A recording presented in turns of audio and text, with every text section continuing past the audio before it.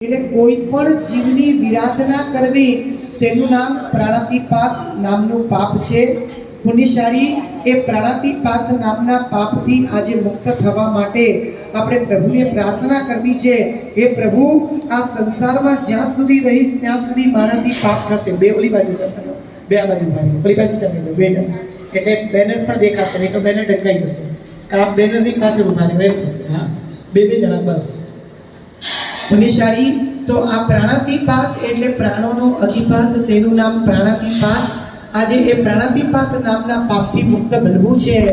દરરોજ વંદિત તો સૂત્રમાં બોલો છો, પ્રાણાતિપાત એટલે કે જીવની હિંસા। આપણે સતત ઉઠીએ ત્યારથી સૂઈએ ત્યાં સુધી કહેવામાં આવે છે પૃથ્વીકાય, અપકાય, દેવકાય, ભાવકાય, વનસ્પતિકાય, ત્રસકાય જીવોની સતત વિરાધના આપણા જીવનમાં લાગેલી છે। આજે એ સતત જે વિરાધનાઓ કરી છે, બસ એ વિરાધનાના પાપની આજે માફી માંગવી છે કે હે પરમાત્મા, મેં પૃથ્વી કાયના પાપો કર્યા હોય, હું બિલ્ડર બન્યો, ઘર બનાવ્યું,